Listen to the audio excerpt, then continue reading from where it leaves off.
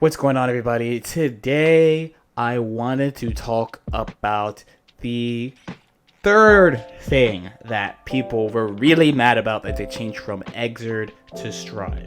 Instant block has been an important mechanic in Arc System Works games for a very long time.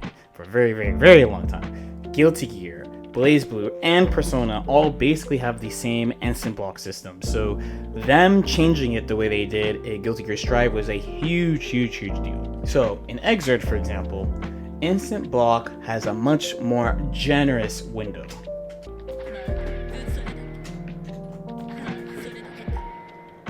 The window, I believe, is 8 frames, making it much more consistent to hit because the window is so big. If you miss it, though, you can't do it for a little while. Notice how if you miss it,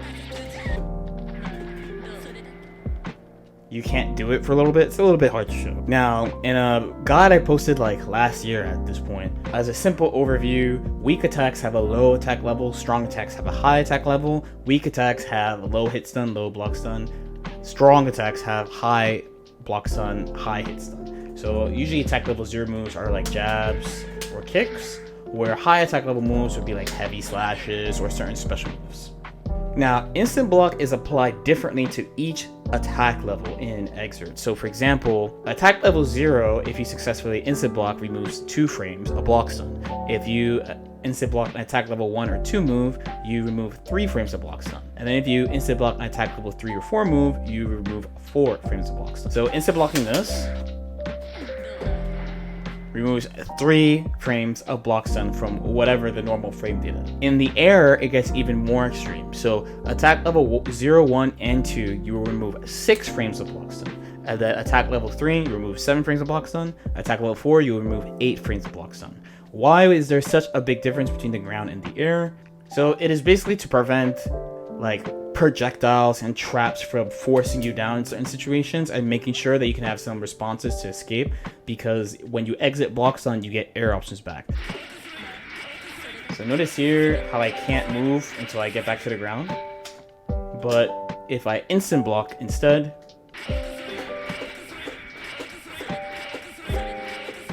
I'm able to recover much faster than normal. Not only this, but you get a little bit of meter, it increases your tension balance, it reduces pushback, which may be a thing you want depending on the situation. And at a more advanced level, it creates pretty unique interactions where you can start attacking people's instant block timing in the case that they want to use instant block to either get more frame advantage against you or build meter or whatever. So in XRD Milia case, her Lust Shaker is +7 in this version. If someone's instant blocking Lust Shaker really quickly after a short string like this, it tells me that they are actively trying to instant block stuff. These type of interactions on offense and defense between the attacker and the defender, a lot of players found this really interesting and found defense to be really engaging in Guilty Gear, Persona, and BlazBlue. So, the immediate problem that people had with Strive's instant block is that the window is far tighter than XRD and basically every Arc System Works game. So from 8 frames, it is now down to 2 frames. There are a lot of benefits to doing instant block in Guilty Gear Strive. So for starters, if you look at my life bar here, Dire Clear does a little bit of damage, right? A little bit of chip damage. If you successfully instant block it, you take 0 chip damage. Then, as you saw, when you do this special move, there's a significant amount of pushback, right? It can be accented even more with FD. So, on instant block, there's 0 pushback. You gain more meter also, depending on whether or not you instant block. However, this is much less noticeable, I would say. Also, to my knowledge, there is not a lockout in this game, or there's a 5 frame ID lockout. As in, if you miss an instant block, you cannot block for like 5 frames. It's much small. If there is one, it's much smaller than XRD's. Why did they change instant block to be 2 frames? I think the core reason they did this has to do with the Gatlings and the frame data. Even with changes to the frame data over time, because it's been a year since the game came out, overall, the game is balanced around negative frames. So if the instant block was like XRD's and it had that big generous window and you're taking away a bunch of frames of block stun on instant block, a lot of these moves would be unusable basically. So let's use this string again with Kyle. So this is a -8 on block move. So from this range, can't really punish. She doesn't really have an 8-frame button. Like at this range, she does have far slash, which is 9 frames, but Kyle will be able to get away. So the general thing you have to do is instant block the direct clear in order to punish.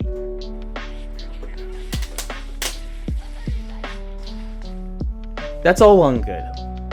But if it was Exords instead, with the 8-frame window for instant block, and this move being attack level 3, that means that if you successfully instant block, you remove 4 frames of block stun, which means that this move would go from -8 to -12, which would mean a much stronger punish considering he would be right in front of you because there would be no pushback. Meaning I would be able to punish with this. A lot of characters have special moves that end in negative frames, so this would just totally change the way offense is structured, and I think the meta would be hyper centralized because there's not a lot of characters that get to push plus frames over and over and over. That being said though, the 2-frame window made people think that it was extremely difficult to use or impractical to use for a long time. So how are people using instant block 1 year later? So there's a couple of applications we can use. Again, since we're on Kyle, we can use him. So here's the string 2K2D to 214S direct clear.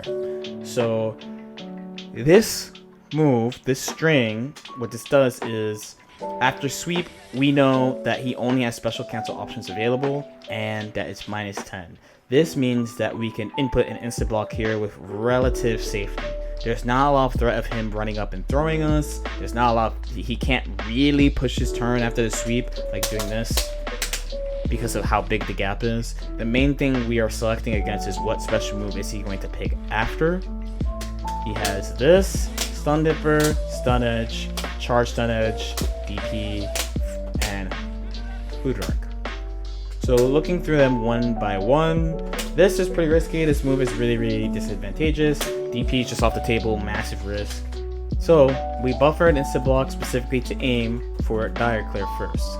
Kyle has a couple of ways he can stop us from doing this. One, he doesn't cancel at all. This is pretty risky though, considering that since we're just tapping down back and seeing what's happening, this move is -10 that he's doing sweep, so we can just punish, right? 2 would be to do another special move. So in this case, we're gonna use Stun Edge. So if I try to IB Dire, he does Stun Edge, he's chill. And then the last option would be to delay Dire Clear.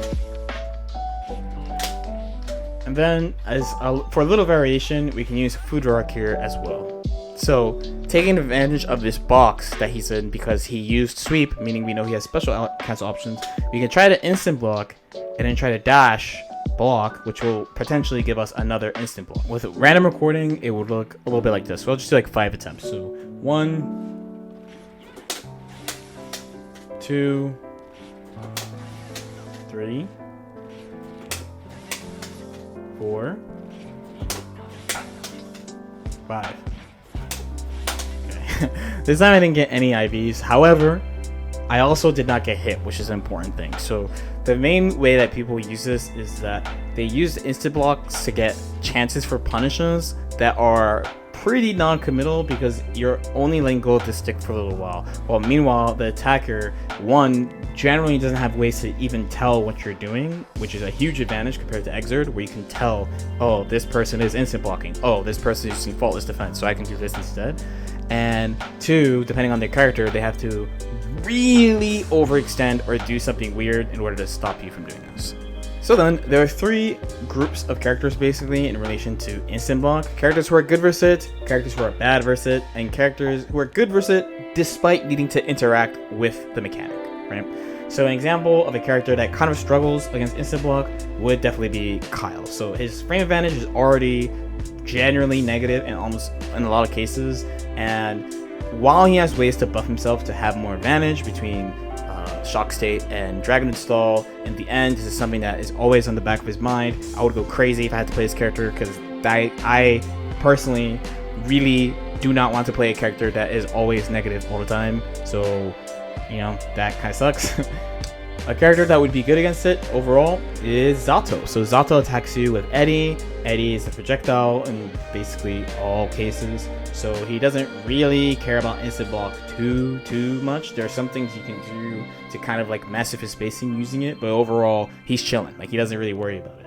Ivy Chaos is another good example. He has the gun has a guard crush, he doesn't really care that much. There are things you can do with instant block and faultless defense to kind of like mess with his positioning, just like Zato, but overall, again, he's chilling.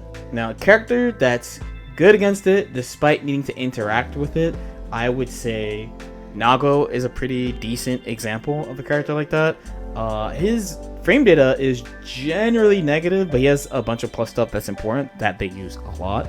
And even if you manipulate where he's positioning, his moves are really big, so he doesn't really care. Baiken has like a similar vibe, so unlike some characters, so you have to... People try to instant block special moves from her, but she's able to mess with this with a bunch of ways between delay canceling, positioning herself certain ways because she has advancing normals. So she has to interact with it in some cases, but she doesn't care. So that's where we are with instant block. I have definitely implemented instant block and faultless defense instant block into my game.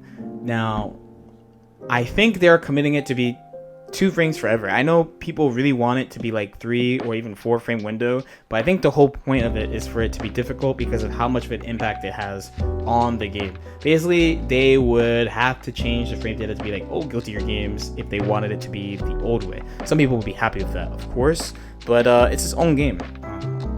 Like, I don't really see them changing instant block without them doing something major to the entire game.